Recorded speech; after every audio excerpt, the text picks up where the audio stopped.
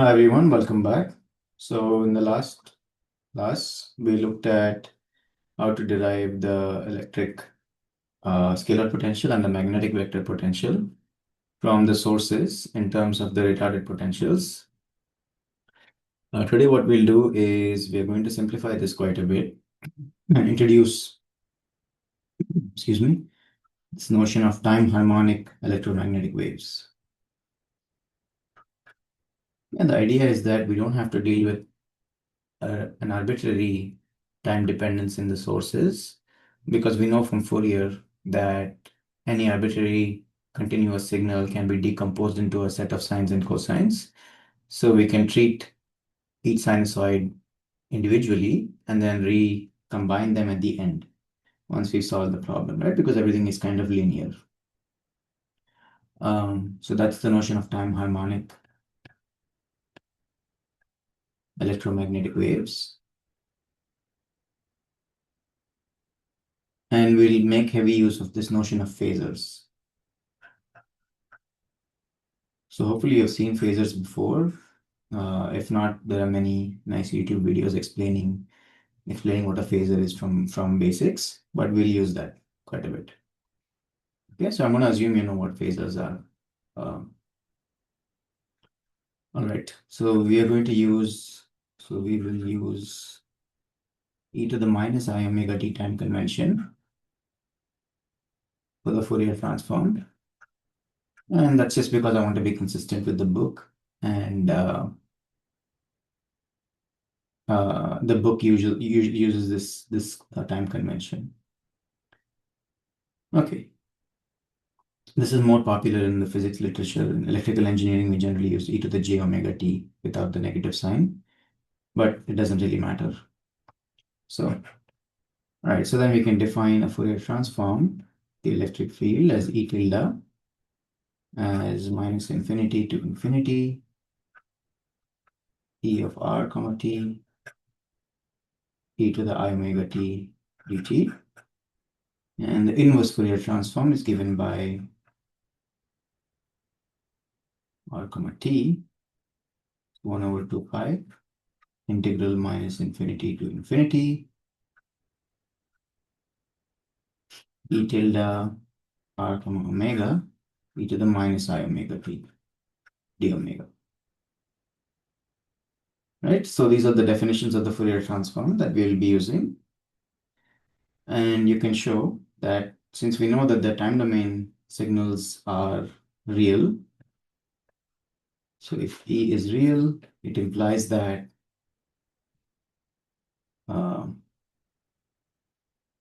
the right-hand side can be written as 1 over pi, integral 0 to infinity, real part of E tilde r comma omega, e to the minus I omega t d omega. Okay. Because of conjugate symmetry in the Fourier domain. And this quantity is called the phasor. So hopefully you've seen this kind of thing before. So under the phasor notation, derivatives du dt in time get translated to minus I omega. Because when I take a derivative on the right-hand side, this pulls down a minus I omega. This is not a function of t anymore, right? So if you're familiar with phasors, you know exactly what this is. You've seen this before, and I hope that you have, because I'm not going to derive that. But essentially from here on out, we'll be dealing with these phasor quantities, which are complex, right? So I'm going to drop tilde and omega in the notation just to simplify things. So from here on out, when I say E of R, I mean the phasor quantity E of R, not the R, not the time dependent quantity. Okay. All right. So we can essentially go back and revisit a lot of the things that we've developed and write them in phasor notation. So Maxwell's equations would be curl of E equal to I omega mu H minus J M, generalized form of Maxwell's equations with magnetic currents. H is minus I omega epsilon E plus J. And then Gauss's laws don't really change because there was no time derivative anyways, right? So then we have D equal to rho. Okay. All right. Then we have our continuity relations, which are divergence of J, I omega rho, and divergence of Jm is I omega rho m. Okay. And then we can also revisit our polarization currents. So polarization and magnetization currents. Magnetization currents.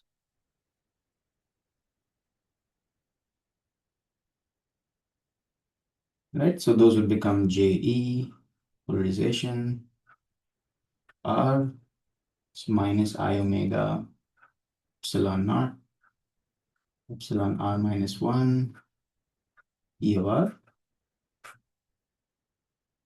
and JEM, R would be minus I omega mu naught, mu R minus 1, H of R, right?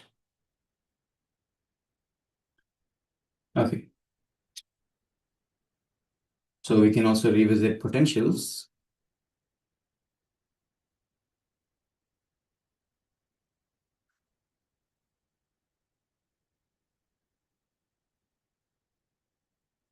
So this doesn't really change because there was no derivative. B is the curl of A, but E will change. Not change, but can rewrite it. It's gradient of E plus I omega A. Because we had minus ddt of A. And then there's the gauge condition, the Lorentz gauge condition, right, which was divergence of A would now become I omega mu epsilon phi. Okay, so we can actually, since we have this gauge condition written like this, I can write phi now as nothing but minus I omega over K squared, divergence of A, right, where K is the wave number, omega square root of mu epsilon. This is the wave number. So we'll revisit K again later, but for now you can just treat it as a constant. Okay? Okay, so substituting this phi back in here, we have E can now be written solely in terms of just the magnetic vector potential. I omega over K square, gradient of divergence of A, plus I omega A. Okay? Okay, so next we can also revisit the wave equation for the potentials, which we looked at before, and in time harmonic form. Okay, so we have Laplacian of A plus K square A equal to minus mu J, right? And K square is, K square comes from the minus I omega that's brought down, and then you also have a mu epsilon term there, right? So this is actually called the Helmholtz equation, right? And it's nothing but wave equation in time harmonic form. And we'll see how to solve that later. So same thing for the potentials as well, plus K square P equal to minus rho over epsilon. And then you can do the same thing for uh, the electric vector potential, plus K square AM is equal to minus epsilon Jm. and del square phi m plus k square phi m equal to minus rho m over mu. Okay.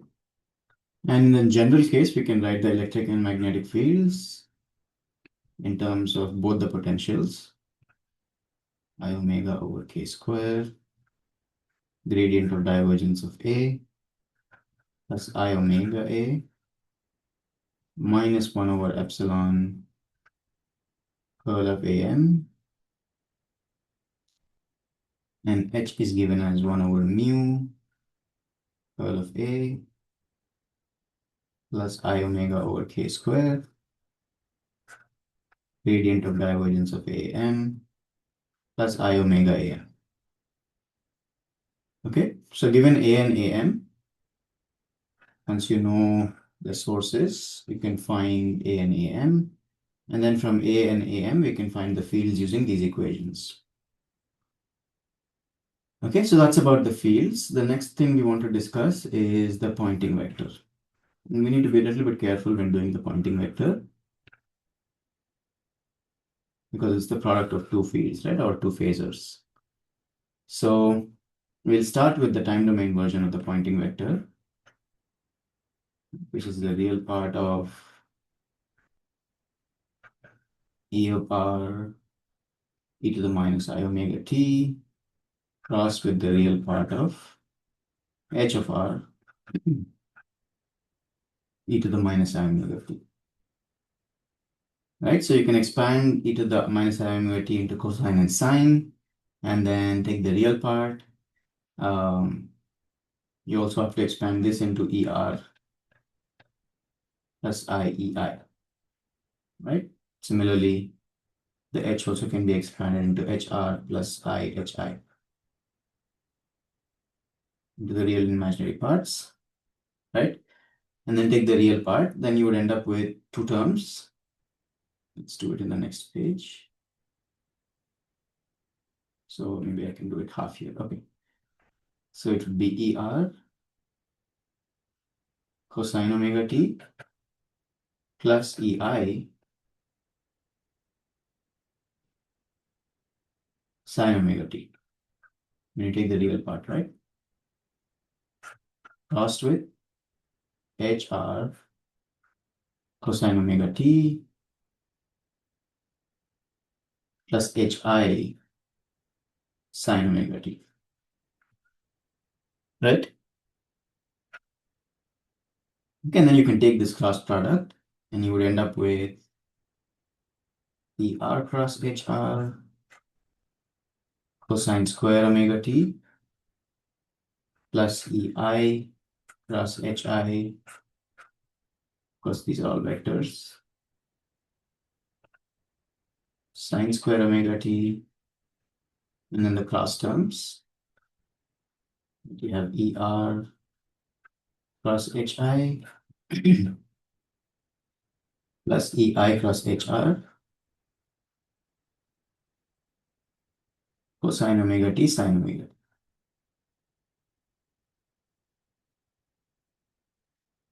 Right? Okay, so this is still the time domain version, which I'm writing as small s. It is still a function of time.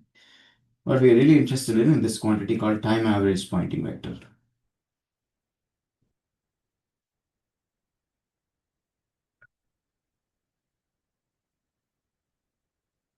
Okay, and the idea here is that, okay, this time domain Poynting vector, sort of like a power that's maybe flowing like this. Right? Maybe I should do it in the laser light. So you have, if you look at a single region, let's say this block, power is kind of oscillating and also flowing. We want to know how much of it is actually flowing and how much of it is oscillating back and forth. So we want to split this into two components. And to do that, we take a time average over one period. Right? So that removes the oscillating component and only gives you the propagating component of the power. That's the idea. So you take from any t to t plus t, capital T, s of r comma t, dt. Okay, where this t is nothing but 2 pi over omega. Right? Where omega is the harmonic frequency. So this turns out to be 1/2 of ER cross HR plus EI cross HI. And the reason behind that is that this term goes to 0 because it's an odd function. These are even functions, so they evaluate to half. Okay, you can evaluate that integral and say that for yourself, but that's what you get. So this can also be written as 1/2 the real part of E cross H conjugate. Okay, so the power that's flowing is written as this is the real part, right? So we can generalize this to a complex phasor S R, which is nothing but 1/2 of E cross H conjugate. I should write this a little bit nice. As 1/2 E cross H conjugate. Okay, this quantity is called a complex Poynting vector.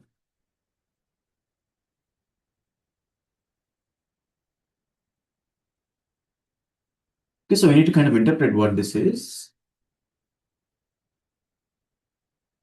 So the real part of it is what we looked at as S average, right? So this is the power flowing out of a given surface.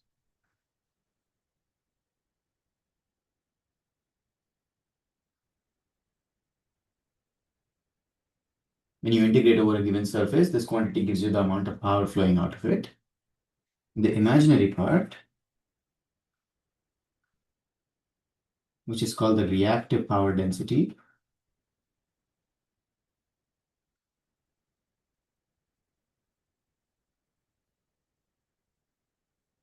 is the amount of power that is oscillating at the boundary.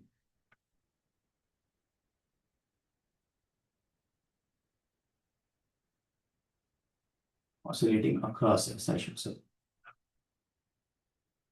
Okay, and that's kind of what we wanted to do, right? We had this kind of power that was flowing this, was kind of going this way. And we divided that into a power that's flowing and a power that's oscillating across the boundary. And then that's kind of the idea. Okay. So we can also have a complex Poynting theorem. So we had Poynting theorem before, we can do the complex form of it. So I'm going to skip the derivation because it's the same as what we did earlier. But the final result is something like this. You have an incident power or an input power coming from the sources, complex form, and that would be equal to the radiated power in complex form, plus the power lost, which is the real quantity, plus I times 2 omega WE minus WM. Okay, so this is a real quantity. This is also a real quantity. We'll see what those quantities are.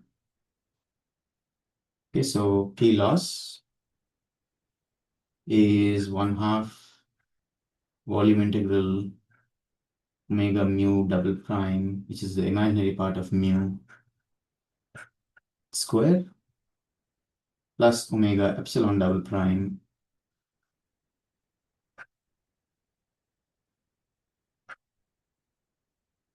dV. Okay, WE is 1/2 volume integral epsilon prime mod E square over 2 dV. WM is 1/2 volume integral mu prime mod H square over 2 dV. Okay, you can derive all these quantities from the complex Poynting theorem.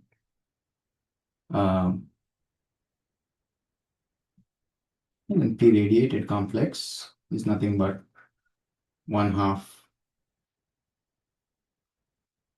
of the complex Poynting vector.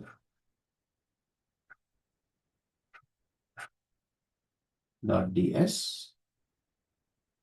And P incident or P input, you can think of it as, is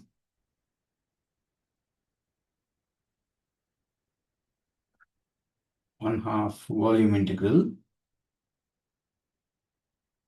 E dot J conjugate plus Jm dot H conjugate dot H. J should put the conjugate on this term.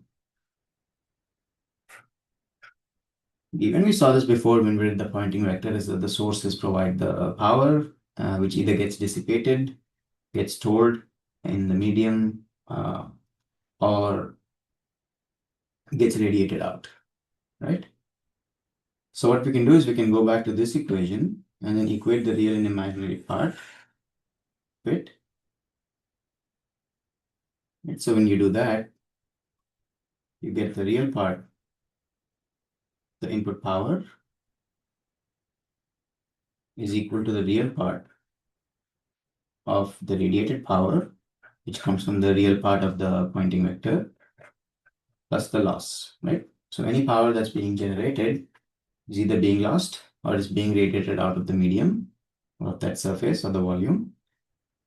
And the imaginary part gives you the stored power, right? So that's the imaginary part of the complex Poynting vector plus 2 omega times WE minus WN, right? So that's the idea. So either it's stored in the medium or it's oscillating at the boundary. Okay, so based on some of these definitions, we can define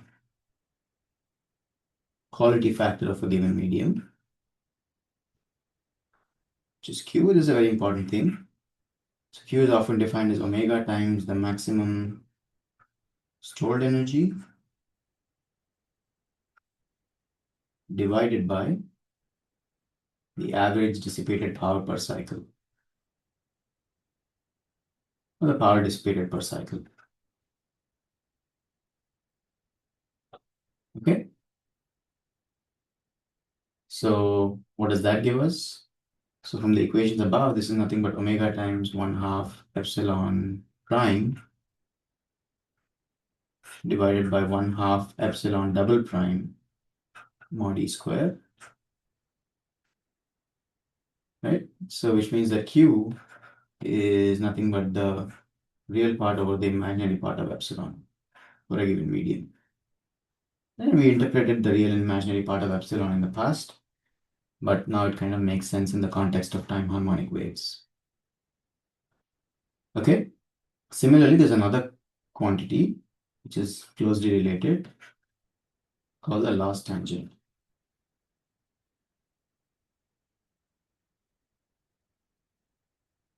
Okay, so it's called tan delta sometimes, and that is the dissipation current.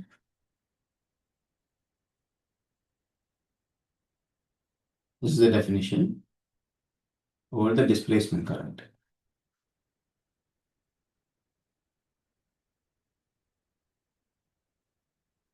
Okay, and you can show that this is nothing but omega epsilon naught, epsilon r double prime, E. Because epsilon r double prime is nothing but dissipation, right?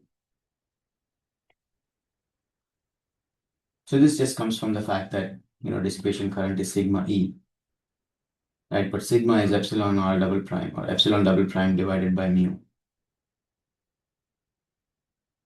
Sorry, it's sigma over omega.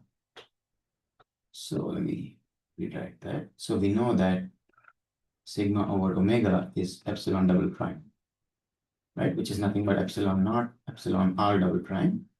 And you substitute this into, take omega to the other side, and substitute into that, and that gives you the dissipation current in the numerator. And the denominator is the displacement current, which is just dt over dt, right? So that's minus I omega, the real part of epsilon times E, And we're only taking we're removing the I part of it and just taking real value, the argument of it. And then that's what gives us omega epsilon r prime times E. Okay, so hopefully that made kind of sense as to where these terms came from. And once again, this is nothing but epsilon double prime divided by epsilon prime. And that's the reason that it's called tan delta. Right? Because if I look at the complex plane in epsilon, right, and my epsilon is somewhere here, that has a real part, epsilon prime, has an imaginary part, epsilon double prime, and the tangent of this angle delta is epsilon double prime divided by epsilon prime. And that's why it's called loss tangent. This is a quantity that manufacturers will provide for a given medium. It's very useful to know what it means, and that's what it means. Okay. So that's kind of after revisiting a lot of the quantities in the past, we've shown that in time harmonic form, they become complex, but in some sense they become less complex, right? If you know what I mean, because we don't have to deal with arbitrary time varying signals. Okay, so if you're comfortable with complex numbers, they're actually fairly easy. Okay, so we want to revisit time harmonic retarded potential next to simplify that big integral. And that's what we want to do.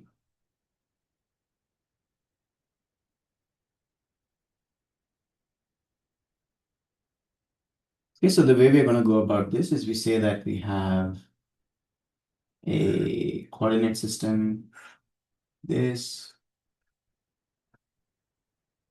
let's say XYZ, and I have a small current that's arbitrarily oriented at the origin. It's an infinitesimal current, right, with some vector component dl. So that's an idealization of a current.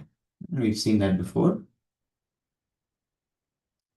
Okay, and I know that A is a function of r comma r prime, t, which is not a function of r prime. It's a function of r comma t is mu over 4 pi, volume integral j of r prime, comma t minus mod r minus r prime divided by up. All of this is divided by mod r minus r prime times dr prime, right? So that was a retarded potential for an arbitrary current distribution. So you want to see what it is. What is this in phasor form? Right, since I have my source at origin, I can write this as I naught dl vector delta of r prime f of t. And we want to use a time harmonic form, so I'll set f of t equal to e to the minus I omega t. Okay, so if I do that, then f of t minus r over up is nothing but e to the minus I omega t minus r over up, which is nothing but e to the minus I omega t e to the ikr, right, where k is omega over up. And it's the same k that we saw earlier because this is nothing but omega square root of mu epsilon. Right? Because up is the speed of light in the medium, which is 1 over square root of mu epsilon. So this is the wave number. Okay? So essentially what I'm trying to say is that in phasor notation, when you have a time shift, it shows up as a phase shift. Right? So you can substitute that back. And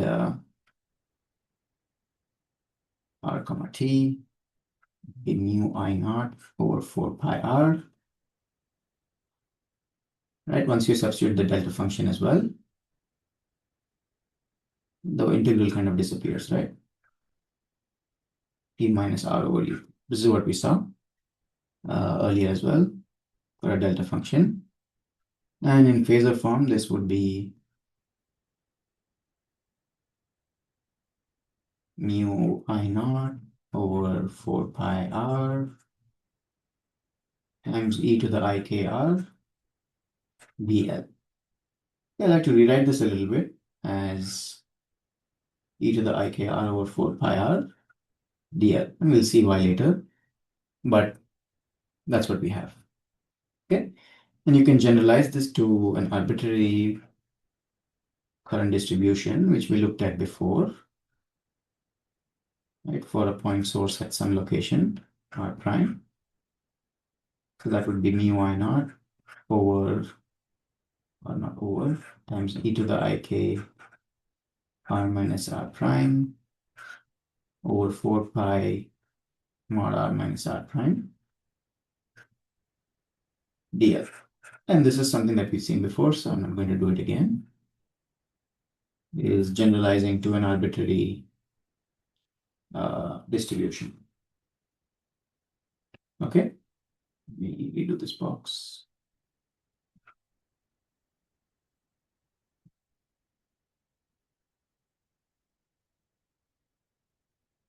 All right. So once you have A, then you can find the fields, right? Since we already did that earlier today. So if you go ahead and put this A into those equations, we can find H and E. So let's do that. So I'm going to assume that it's already done and give you the final result because the derivation is quite long.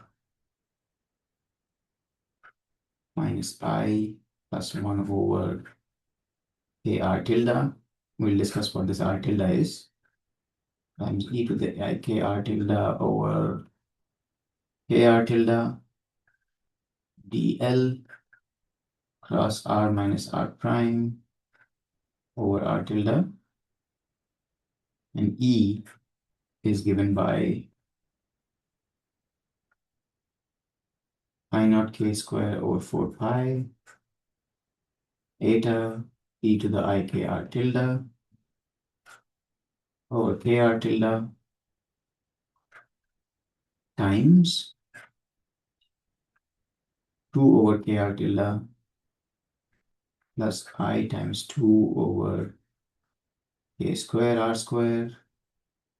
tilde square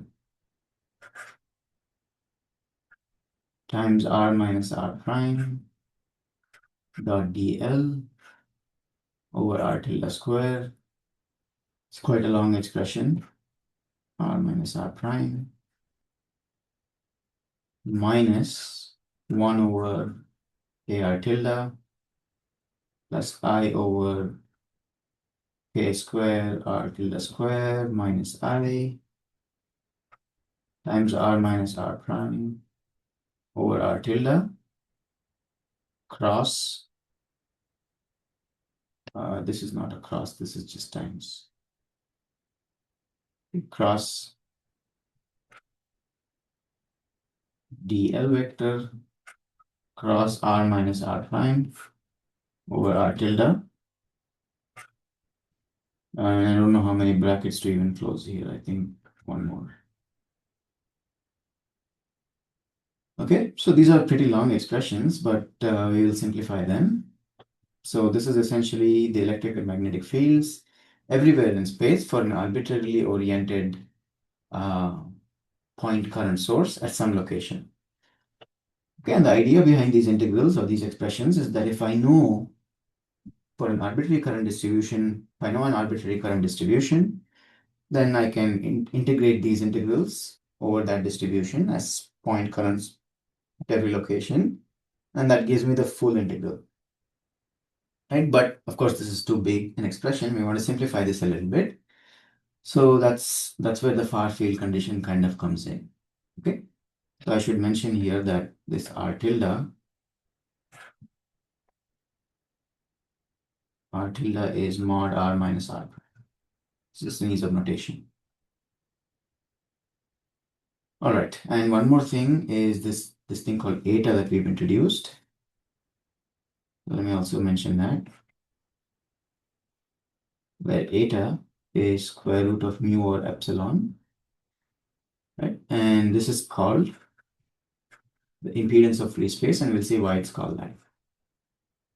Impedance of the medium, rather.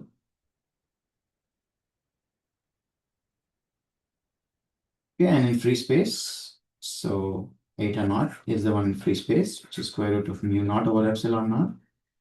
Turns out to be around 377 ohms. Then we'll kind of see what that is in a few seconds, but that's what eta is for now. Okay.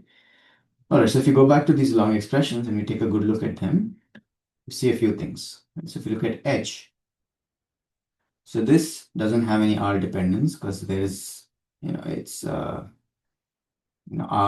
the magnitude of this is basically close to 1.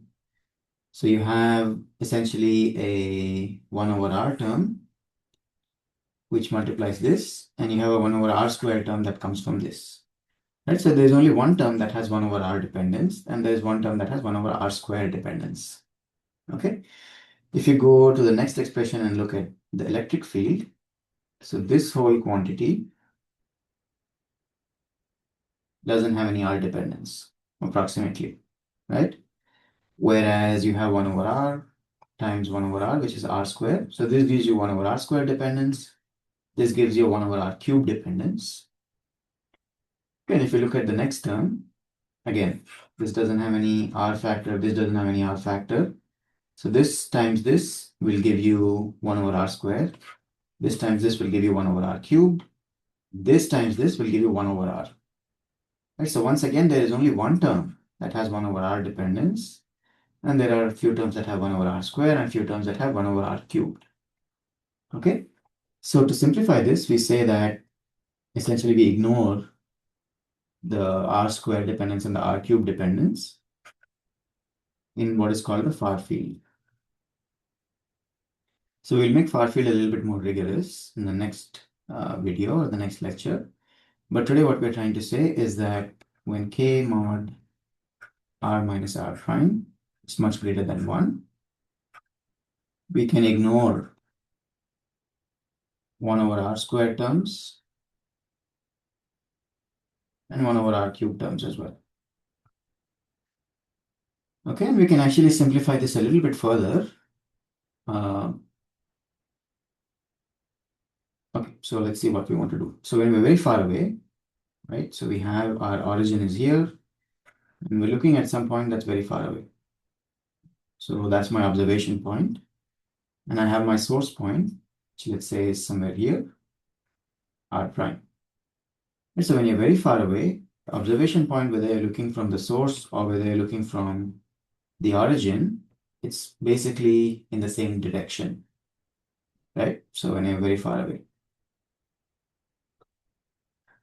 Okay. So when you do that, then what you can say is that what you really care about in many of these terms is this R tilde factor, right? Which is this. So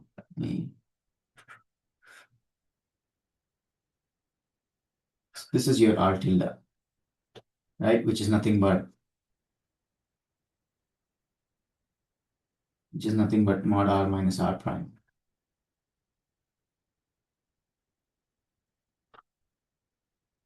Right? So what we can approximate it as is, so if I project this onto this line, right? Then R tilde is nothing but the total length. Let me make some space here. So this was the R vector, right? So this total length is the vector R, and we are interested in this length, right? Which is the same as the one on top because the lines are parallel. So we want to know what is this value. So what is this? So this is nothing but R prime dotted onto R hat, right? Because that's the projection vector from R prime onto the vector R.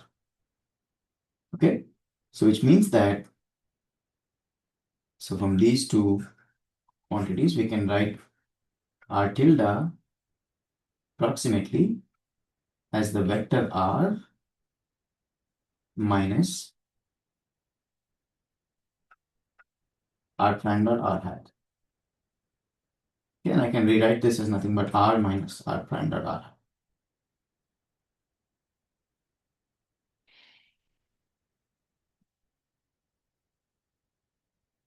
And that's the far field approximation. All right, so hopefully that makes sense how that came about. So in the phase term, we need to use this approximation. So in phase, we replace r minus r prime mod or r tilde with r minus r prime dot r hat. But in amplitude, this doesn't really matter, right? Amplitude is decaying as 1 over r. So, adding a small shift factor to that doesn't make a difference. So in amplitude, we can actually replace r tilde, which is r minus r prime, with just r. Okay, so making these approximations in the far field, which is that we drop the 1 over r square terms, 1 over r cube terms, and also replace the phase term with r minus r prime dot r hat, and the amplitude term with just r, we can simplify these long expressions of the electric and magnetic fields quite a bit. Okay, and those are the far field electric magnetic fields from a small infinitesimal current source. Okay, so let's do that. So the far fields are e minus ik eta e to the ikr over 4 pi r times e to the minus ik r prime dot r hat times dl cross r hat cross r hat. Okay, so you can see there's only 1 over r dependence. And the H field is minus ik, I naught. There should also be an I naught up here. So let me rewrite this. Because it obviously depends on the source current strength. IKR over 4 pi r. So it's the same thing. You have IKR over 4 pi r times e to the minus ik r prime dot r hat times dl cross r hat. Okay. All right. So there are a few things we can interpret from these far fields, which is that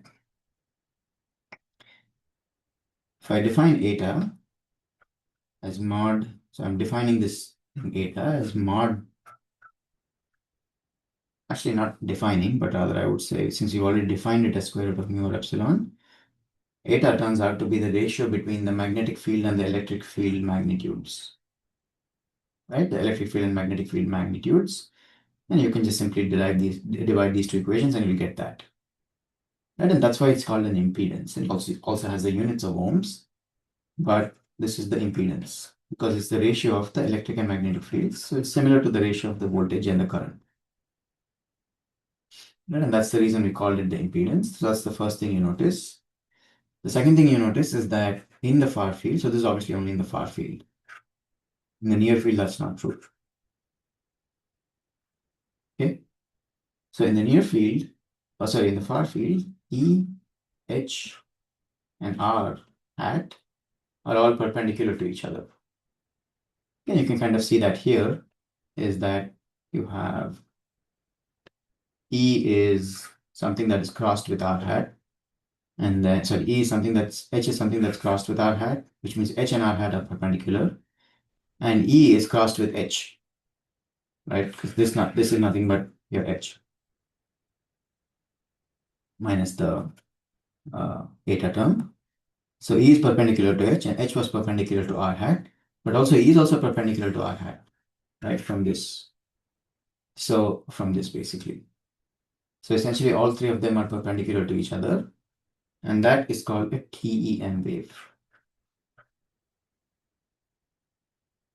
Transverse electromagnetic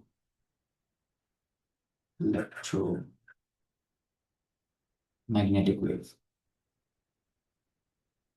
A TEM. All three components are perpendicular to each other.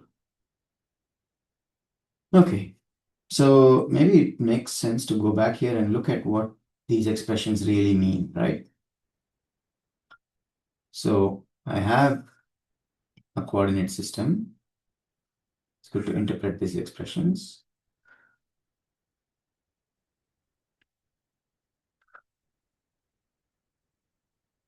X, Y, Z. And I have my current source, let's say in this direction. And I'm looking at the field at some sphere far away from my current source. Okay. Now, if I'm looking at this point in the sphere, this is my r hat.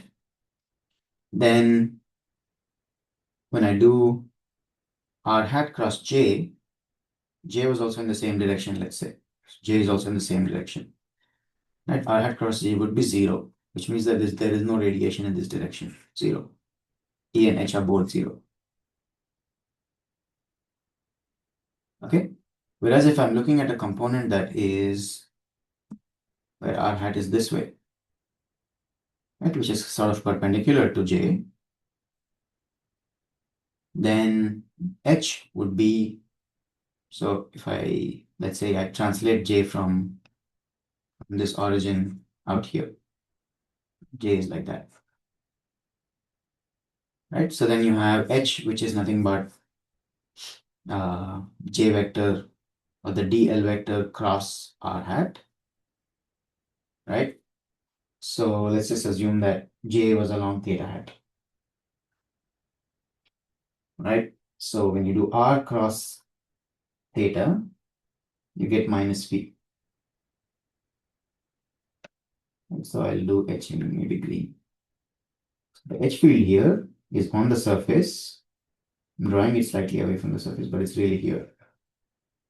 And then it's going into the board or into the page. And so I can put a cross and then say H field is going into the page. Okay, let's maybe magnify this region a little bit. So that's the surface of my sphere. And then the H field is going in out here. And then I have my R vector, which is coming out like that. It's R hat. And I want to find what E is, and that's nothing but H cross R, right? So H cross R, or is it H cross R? Yes, H cross R hat. So let's also draw a J. So J was in this direction.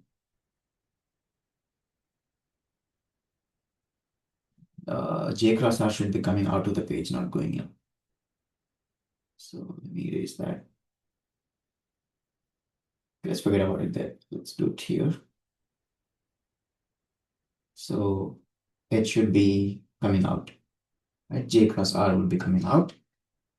And H cross R now would be in the other direction. So I use black. So the electric field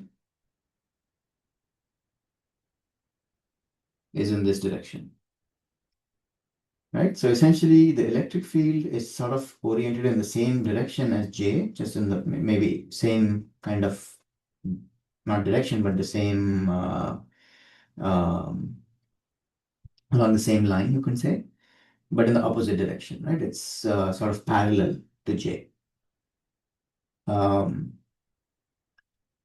whenever you have a current source, the electric field, you can kind of see that. Right? The electric field kind of radiates out like this. Right? So no radiation is in this direction and this direction, whereas there is always radiation kind of going out like this. That's the electric field. Okay? And the magnetic field, which circulates around this, kind of comes out of this sphere. Okay? And if you take E cross H, it would be the same direction as this. Right? So power is in fact flowing radially outward. Right? And the electric field is pointed this way, H is coming out of the page. That's what those equations are saying. Okay, and that's if it was at the origin. If it was at some other location, then there is some additional phase shift because of the distance between that location and the origin, right? So there is a phase propagation from the origin out there. There is an additional error in that phase propagation because of the location of that source, which the error factor comes from here. Phase propagation from the origin comes from there. The 1 over r decay comes from this term, and this is just the magnitude of the source. Okay, and this gives you the direction of the ENH fields. So it's kind of important to understand what these equations mean, right? Anyone can write down the equations, but understanding them actually really helps in designing things. So let me just clear up the space here. So we have our r hat going in that direction. And then you have the theta hat, and then h is going into the page. And then we have our e is coming out like that. Okay, and e cross h is going out. So even your s hat vector actually would be going out. Right? So this is the same thing as your s hat. Okay, so hopefully that kind of makes sense. So in the far field, we can actually integrate over a arbitrary current distribution. And in the total far field, expression is not that complicated. And that would be the same thing. Minus ik eta e to the ikr over 4 pi r times volume integral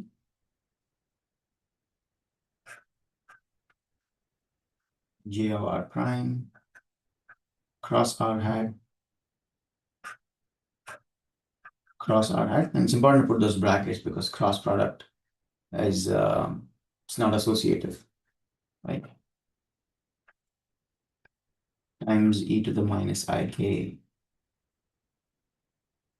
I need to make space. Okay, let's do that again. J of r prime cross r hat cross r hat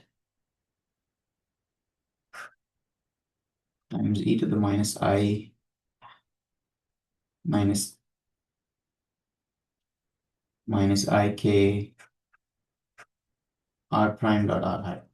Okay, that's the only component that goes into the integral because that's the only component that depends on r prime. Right, and similarly, the h field can be written as minus ik e to the ikr over 4 pi r times the volume integral j of r prime cross r hat times e to the minus ik r prime dot r hat dv prime. Okay, it's the same thing as what we had earlier, which is generalizing it to a general current distribution. And these are the radiation integrals for the far field, given that you know what the current distribution is. All right, so there's quite a bit of interpretation we can do even here, which is very interesting. So if you look at this integral and this integral, what do they really look like, right? So we'll show later that in the far field, I can define a k vector as nothing but kr hat. And this is not the definition. K vector is defined differently, but in the far field, it turns out to be this. Okay? So if that is the case, then that integral looks nothing but something like this. I have j, let's just say tangential, which is instead of tangential, I just call it j naught, which is a vector. Right? So this is nothing but you're breaking down j into two components, one component along r hat and one component perpendicular to r hat, right? The one that's along r hat, so I'm looking at the h integral here. So this integral, you can do the same thing for the e integral as well, it doesn't matter, right? So I have the perpendicular component and the parallel component. The parallel component gets killed by the cross product, so you're left with just the perpendicular component. Right? Times e to the minus I k vector dot r prime vector dr prime. Right? That's my integral. And of course, there's some constant factors. We can just ignore that for now. So what does this integral actually do? Right? So we know, or maybe you don't know, but this is a fact, that in 3D, if I take a Fourier transform of something, it looks something like this. This is the spatial Fourier transform of a function, x, y, z. You have e to the ik x plus kyy plus kzz. Okay? dx, dy, dz.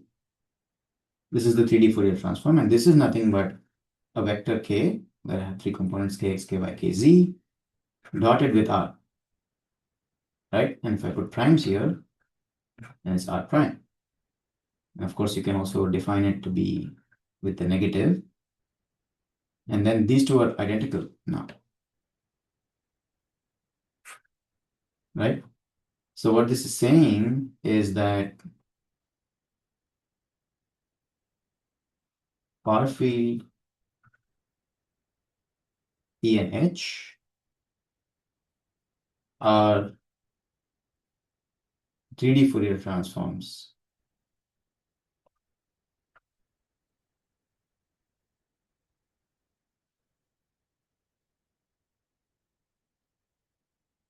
of the current distribution. Okay, and this gives us a lot of insights into how antennas work and what that integral really is, right? Because we know many of the properties of Fourier transforms.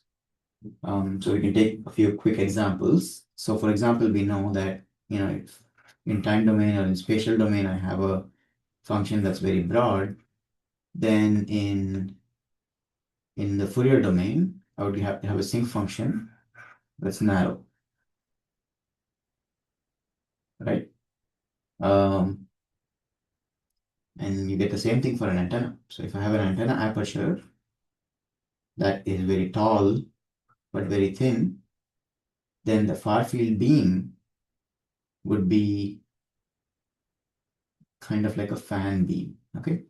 So in this cut, it would be narrow. And in this cut, it would be broad,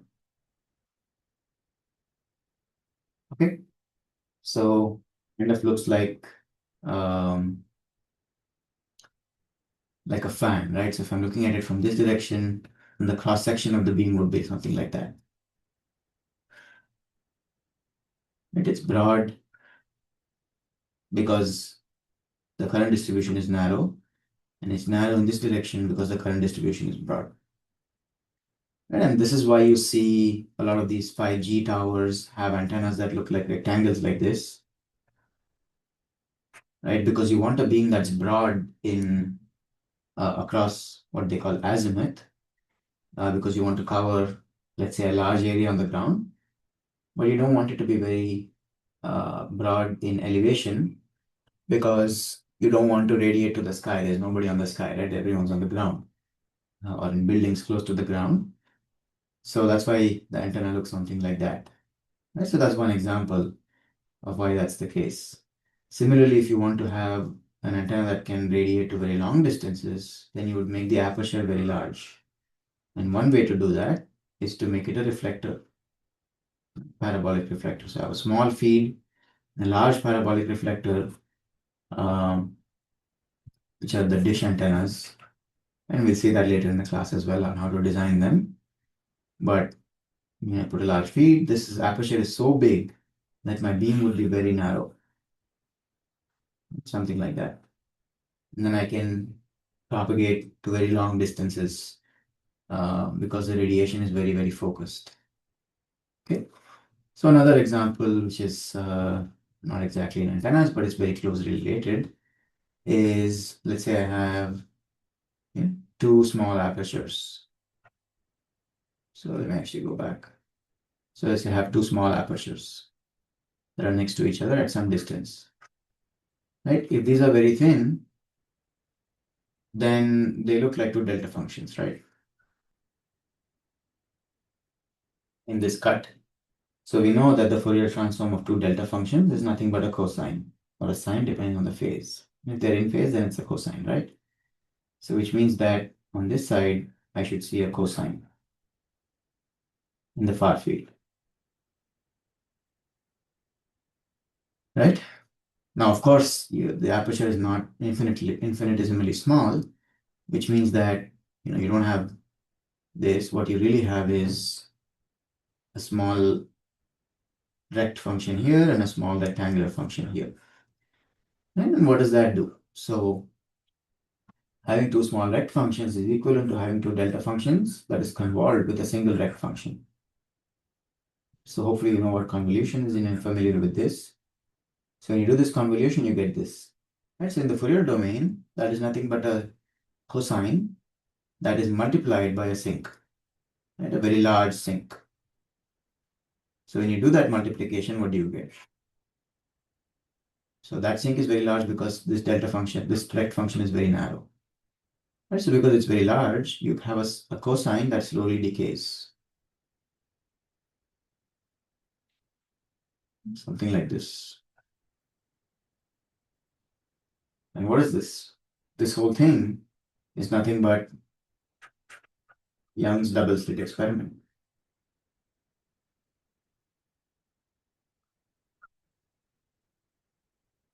Right, from physics, you know that if you have two slits, you shine light through it.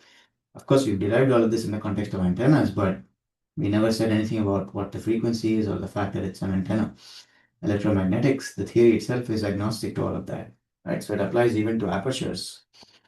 And this whole area is called Fourier optics. Yeah, I've simplified it a little bit and only given you a brief introduction, but there is an area called Fourier optics where they use Fourier transforms to study what happens when you have apertures of certain sizes and shapes and how field transformations take place. So Fourier transforms play a very, very significant role in understanding antennas and understanding how to design them. Right? Another quick concept is if I have two current sources that are separated by more than lambda over 2, right? If it's greater than lambda over 2, then in the far field, you will see two lobes. And we'll see this later. Right? And that goes back to, we know in Fourier transforms, you have to satisfy the Nyquist criteria to avoid aliasing. So one is your lobe and the other is an aliased copy of the lobe. And these are called grating lobes when you have an aliased copy. So even grating lobes can be understood in the context of Fourier transforms. Okay? So when we do arrays, we'll revisit grating lobes, but I just wanted to kind of mention that. Okay, so hopefully that was an interesting lecture. We started off from something sort of more abstract, which were those big integrals. And then we simplified them using time harmonic fields quite a bit. We also discussed midway about Poynting vector and the complex Poynting vector. And then we simplified these integrals down using time harmonic waves to these big equations. And then we said, okay, we don't care about most of those terms. We only care about the 1 over r term. We also simplified the phase and amplitude terms quite a bit. So that's what engineers do, right? We take these complicated things and we make approximations that make them useful. So that's what we did. And then we ended up with something that has a very nice intuitive interpretation, which is that the far field radiated fields are in some sense Fourier transforms of the current distribution. You still have to account for the fact that this current is a vector and you have to take the the normal components. It's not exactly current distribution, but when you have aperture problems where the current is along the aperture and you care about, directions that are perpendicular to the aperture, then it is actually easy to interpret it as just a 2D Fourier transform, right? Okay, so we'll stop here today and I'll see you in the next one. If you have any questions or suggestions, you can leave them in the comments below. Thank you.